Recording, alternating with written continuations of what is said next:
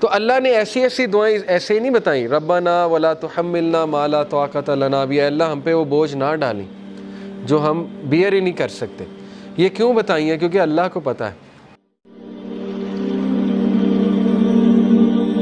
ہمیں بھی اللہ تعالیٰ کے جو نام ہیں ان کو لیو بائی کرنا ہے. اللہ کے نام پرفیکٹ ہے، انفائنائٹ ہے، لیکن انسان میں وہ خصلت کسی نہ کسی طرح ہے، ظاہر ہے، لیکن اس لیول کی تو نہیں ہے، لیکن کسی نہ کسی حد تک ہے. Be gentle and kind to others. سب سے پہلی بات یہ ہے جو کہ اس سے سورہ ضحیٰ سے بھی ثابت ہو رہا ہے کہ اگر آپ نے خود غم سے باہر نکلنا نا تو اس کا سب سے میں آپ کو ایفیشینٹ طریقہ بتا دیتا ہوں، دوسروں کے غم میں ان کی ہیلپ کریں. آپ دیکھیں گے آپ اپنے غم سے باہر آ جائیں گے. جب آپ لوگوں کے غم آپ کے سامنے کھلیں گے نا، آپ اللہ کا شکر کریں گے کہ اللہ تعالیٰ نے آپ کو کتنی زیادہ نعمتیں دی ہوئی. تو اپنی نعمتوں پہ بھی انسان کو نظر رکھنی چاہیے. تو بہرحال be gentle and kind to others. دوسروں کی مدد کریں، ان کے ساتھ جینٹل ہو جائیں، ان کی بس ایسے جاتے جاتے مدد کر دی، انہیں پتہ بھی نہ لگا ان کی مدد کر دی. اللطیف تو وہ ہوتا ہے نا جو پتہ بھی نہیں لگنے دیتا ہے. تو اللہ کو راضی کرنے کے لیے کسی کی مدد کر دی جاتے جاتے، پتہ بھی نہ لگا. ٹھیک ہے نا. Reflect on yourself and your surroundings. For example radio waves they can't be seen but they bring about much benefit for us. The subtle air which is not heavy to breathe, the change of the seasons, ripening fruits, the day flowering over into night. تو انہوں نے بتایا کہ اپنی surroundings کے بارے میں mindful ہو جائیں، باخبر ہو جائیں، تو ہو سکتا ہے آپ کو بہت سی نعمتیں اچانک نظر آنے لگیں.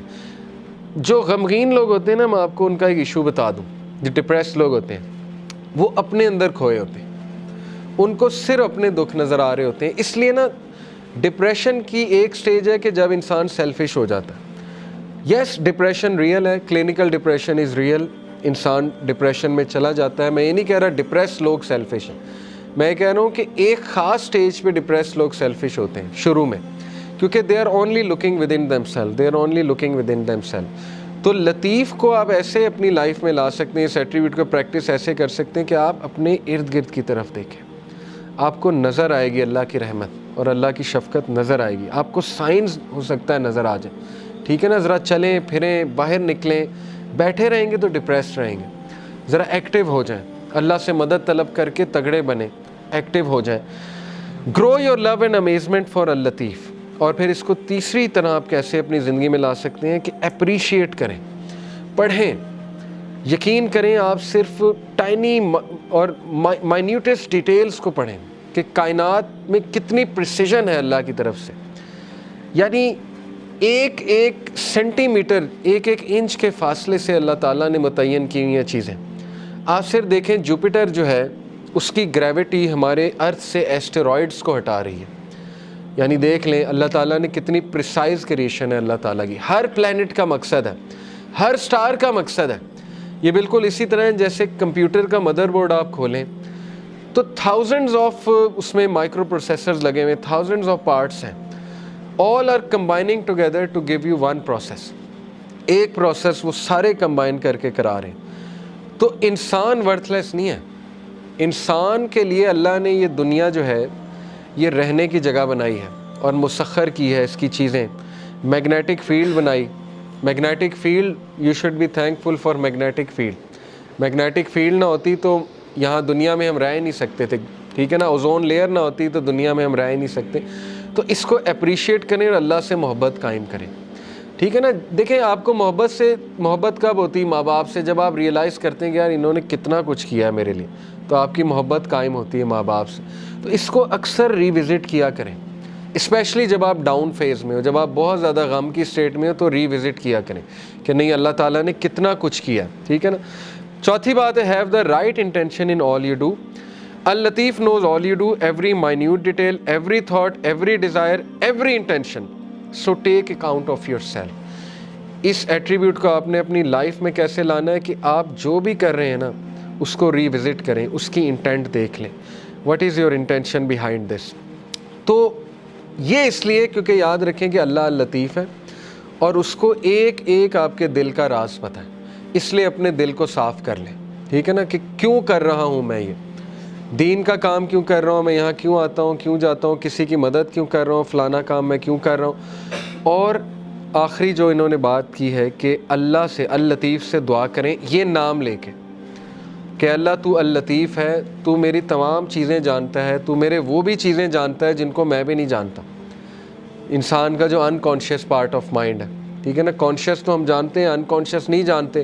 تو یہ بھی جانتا ہے فیوچر میں میرے پہ کیا آنے والا ہے.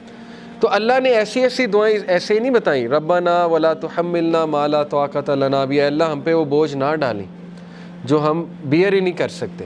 یہ کیوں بتائیں ہیں؟ کیونکہ اللہ کو پتہ ہے، ٹھیک ہے نا. تو یہ نام لے کے یہ ثابت ہے حدیث سے کہ اللہ کو واسطہ جو ہے نا وہ کسی ولی یا نبی کا نہیں دیا جاتا ہے، حدیث سے ثابت نہیں ہے. یہ ہمارے کلچر میں ایک بات بڑی ہے نا کہ واسطہ دیتے ہیں، وہ کسی ولی کا واسطہ دیتے ہیں. یہ حدیث آپ دیکھ لیں دعائیں نبیوں کی، کبھی اللہ کو واسطہ کس چیز کا دیا؟ یا نیک اعمال کا اپنے، یا جو اپنے نام اللہ کے ناموں کا واسطہ دیا. تو اللہ کو نمبر 1 اپنے نیک اعمال کا واسطہ دے سکتے ہیں. جیسے وہ واقعہ ہے کہ 3 لوگ غار میں تھے اور پتھر سامنے آ گیا، سٹک ہو گئے، نکلنے کا چانس ہی کوئی نہیں، تو اللہ نے پتھر ہٹا دیا.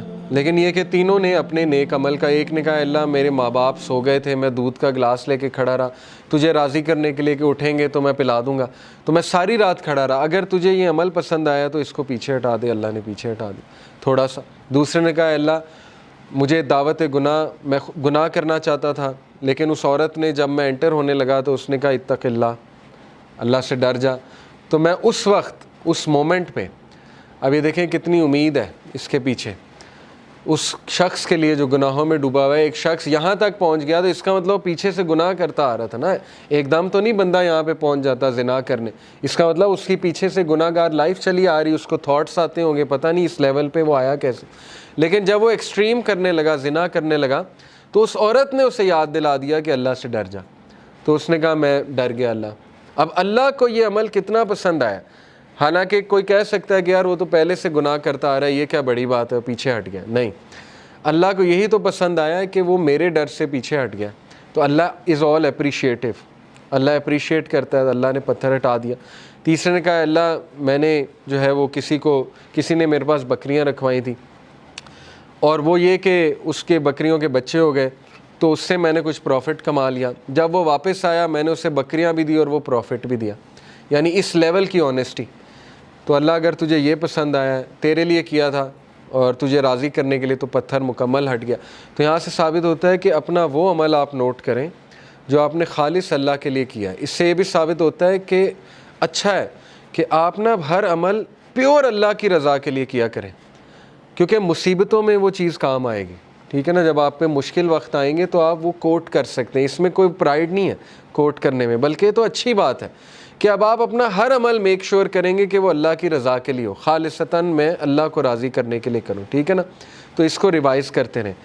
اور یہ کہ اللہ کے ایٹریبیوٹ سے اسے پکارا جا سکتا ہے، اللہ کو اس کے ناموں کا واسطہ دیا جا سکتا ہے. ٹھیک ہے نا، کہ اے اللہ تو الخبیر ہے، تو اللطیف ہے، اے اللہ تو الجبار ہے، اے اللہ تو الرحمن ہے، الرحیم ہے، وغیرہ وغیرہ.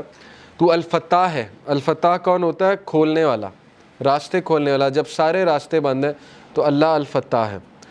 تو یہ ہے اصل میں دعا کرنے کا طریقہ اور دعا کرنے کا ادب. تو اللطیف پہ میں چاہ رہا تھا آپ لوگوں سے بہت ڈیٹیل میں جو ہے